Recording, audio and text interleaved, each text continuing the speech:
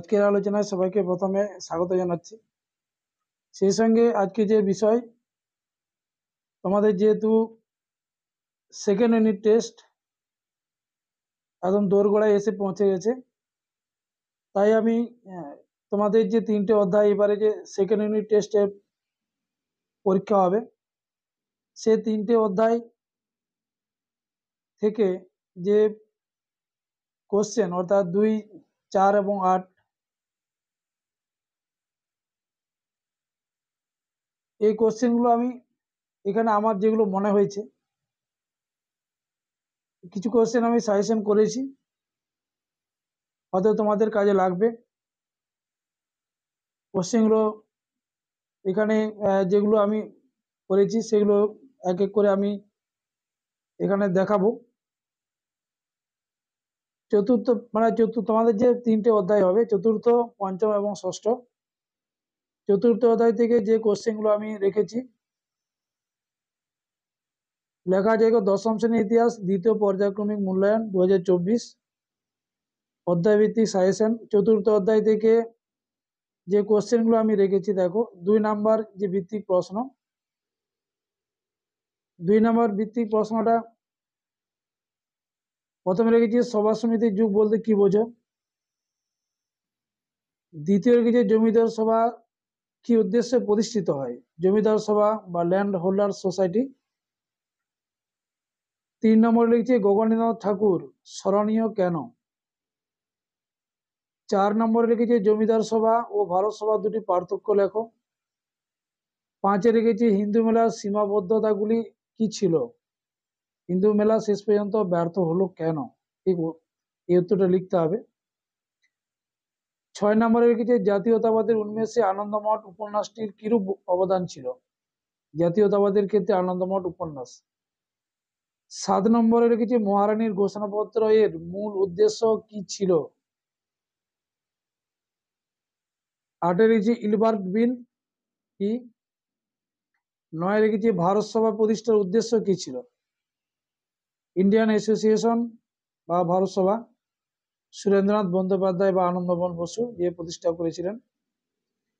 10-এ রেখেছে কবে কাদের উদ্যোগে বঙ্গভাষা প্রকাশিকা সভা প্রতিষ্ঠিত হয়। আর 2 নম্বরে একদম শেষে রেখেছে 11 দাগে ব্যঙ্গচিত্র কেন আঁকা হয়। এই কোশ্চেনগুলো আমি রেখেছি, যেগুলো দেখালাম। এবার 4 নম্বরে যেগুলো আমি রেখেছি, মহারানীর ঘোষণাপত্রের ঐতিহাসিক তাৎপর্য কি। 2 রেখেছি মহাবিদ্রোহের প্রতি শিক্ষিত বাঙালি সমাজের ভূমিকা কিরূপ ছিল, বা বাঙালি সমাজ কেন এই 1857 মহাবিদ্রোহকে সমর্থন জানায়নি।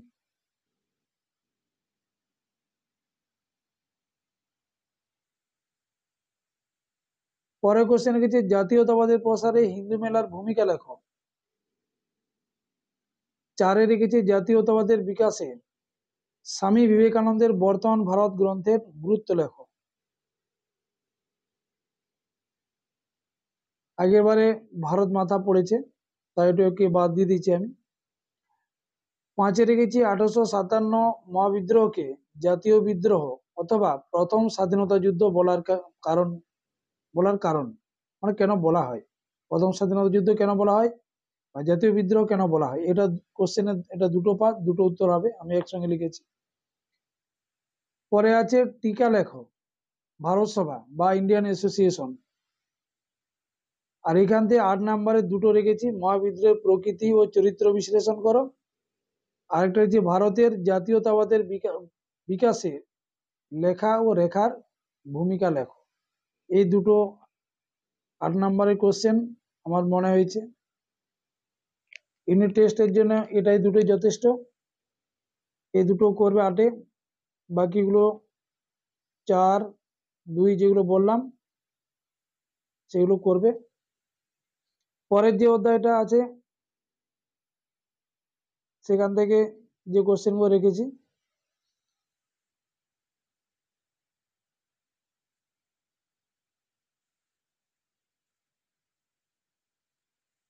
পঞ্চম অধ্যায় দেখো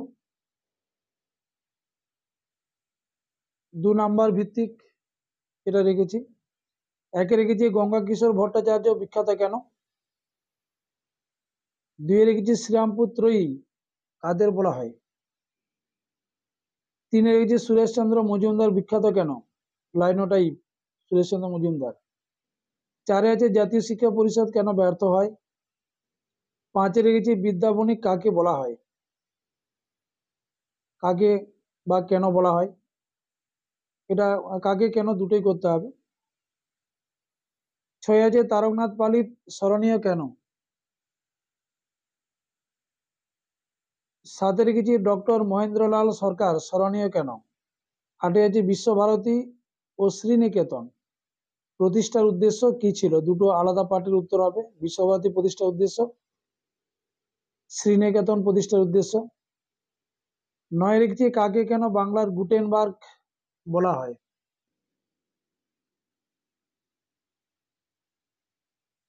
দশে আছে বসু বিজ্ঞান মন্দির প্রতিষ্ঠার উদ্দেশ্য কি ছিল।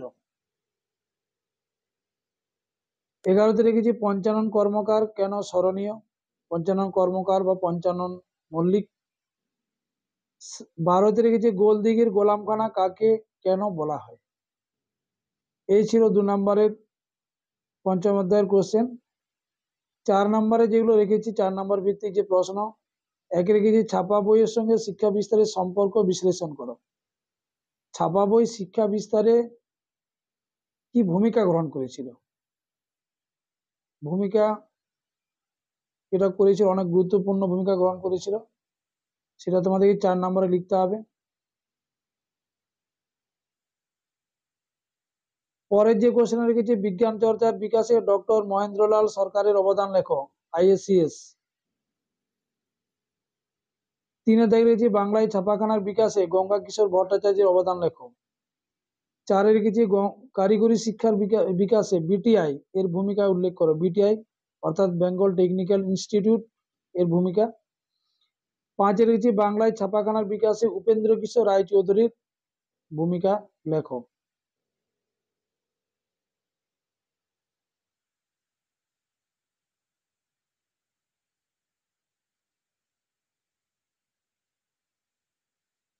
পরে যে কোশ্চেনটা আছে 6-এ ছাপাখানার ইতিহাসে বিদ্যাসাগর অথবা খ্রিস্টান মিশনারিদের ভূমিকা। এটা দুটো পার্টের উত্তর, দুটো আলাদা হবে, বিদ্যাসাগর আলাদা হবে এবং খ্রিস্টান মিশনারিদের আলাদা হবে।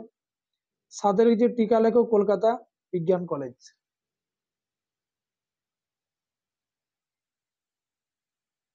এরপরে 8-এ যেগুলো রেখেছি আমার যেগুলো মনে হয়েছে, প্রথমে যেটা রেখেছি মানুষ প্রকৃতি ও শিক্ষার সমন্বয় বিষয়ে রবীন্দ্রনাথের চিন্তার সংক্ষিপ্ত পরিচয় দাও। 2-এতে রেখেছি বাংলায় কারিগরি শিক্ষার বিকাশের সংক্ষিপ্ত বিবরণ দাও। আর 3-এ রেখেছি বাংলায় ছাপাখানার ব্যবসায়িক উদ্যোগ সম্পর্কে আলোচনা করো। ব্যবসাদাররা কেন ছাপাখানা প্রতিষ্ঠার ক্ষেত্রে উদ্যোগ গ্রহণ করেছিল, এটা করতে হবে। তারা কি ধরনের লাভবান হয়েছিল, এটা 8-এ করতে হবে এবং এটা খুবই গুরুত্বপূর্ণ একটা কোশ্চেন। এই ছিল যে 5 নম্বরে যে ছাপাখানা অধ্যায়ের যে কোশ্চেন, এই কোশ্চেন গুলো করতে পারবে। এর বাইরেও তোমরা করবে অবশ্যই, কিন্তু আমার যেগুলো মনে হয়েছে আমি সেগুলো সাজেশন আকারে করেছি, এগুলো দেখবে। এর বেশি যারা করতে পারো অবশ্যই করবে।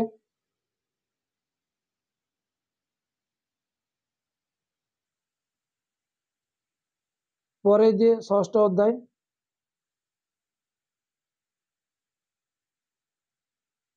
ষষ্ঠ অধ্যায় থেকে যেগুলো রেখেছি দেখো 2 নম্বর ভিত্তিক প্রশ্ন, ওয়ার্কার্স এন্ড পেজেন্টস পার্টি কেন প্রতিষ্ঠিত হয়েছিল, এবছর খুবই গুরুত্বপূর্ণ একটা কোশ্চেন। 2-এ রেখেছি মোপলা বিদ্রোহের কারণ।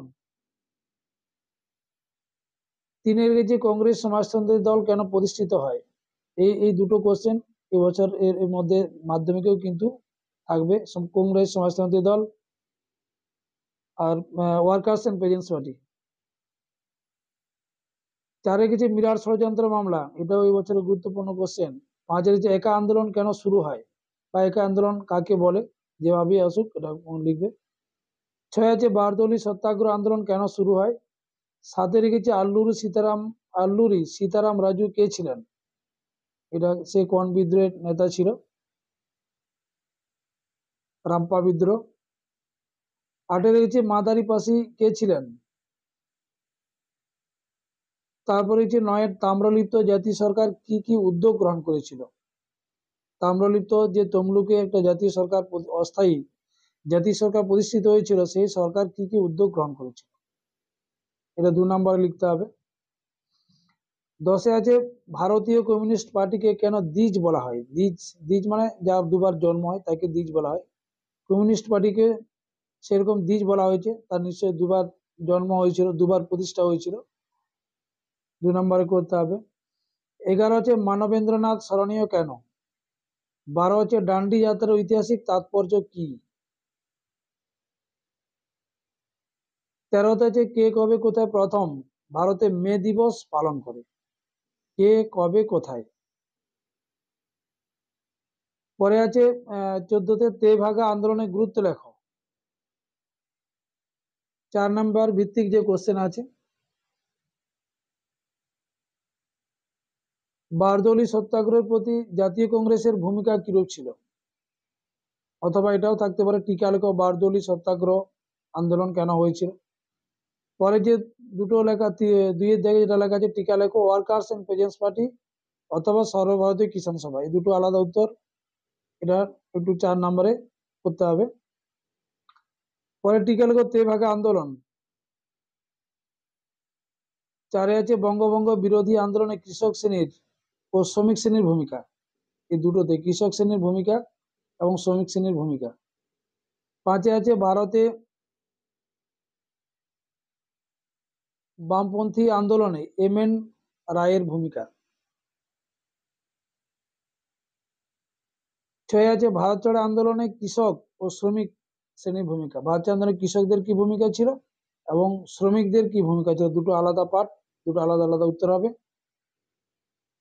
8 রেখেছি 8 নম্বর যে ভিত্তিক প্রশ্ন, এবছরে খুবই একটা গুরুত্বপূর্ণ যে কোশ্চেন, বিংশ শতকের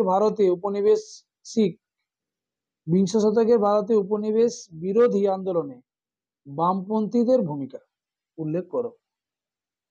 2 রেখেছি অহিংস অসহযোগ আন্দোলনে কৃষক সমাজের ভূমিকা লেখো। আর 3 রেখেছি ভারত ছাড়ো আন্দোলনে কৃষক সমাজের ভূমিকা, অসহযোগ আন্দোলনে এবং ভারত ছাড়ো আন্দোলনে কৃষক সমাজের ভূমিকা কতখানি ছিল।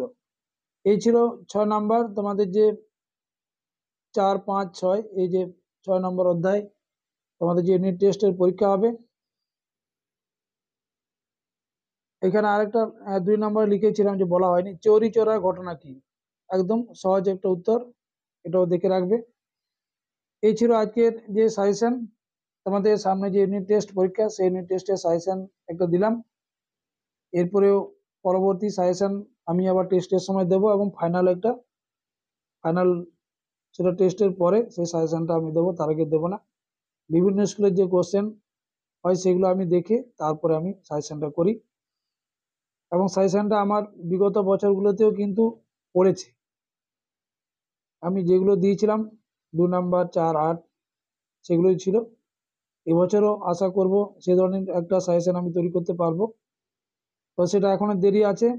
এখন আপাতত তোমরা সেকেন্ড ইউনিট টেস্টটা দেবে, আমি যে কোশ্চেনগুলো দিলাম সেগুলো অবশ্যই করো, এবং তার সঙ্গে যারা বেশি করে করতে পারো অবশ্যই করবে। ঠিক আছে, এই ছিল আজকের বিষয়, এর বিষয়ে আমি আজকে কথা বাড়াবো না। এরপরে যে আলোচনা ভারত ছাড়ো আন্দোলন পটভূমি এবং ভারত ছাড়ো আন্দোলনে কৃষক সমাজের ভূমিকা কতখানি ছিল, পরের ভিডিওটাতে সেটা আমি দেখাবো। ততক্ষণ সবাই ভালো থেকো, যারা সাবস্ক্রাইব করবে, লাইক দেবে, অবশ্যই বন্ধুদের শেয়ার করবে।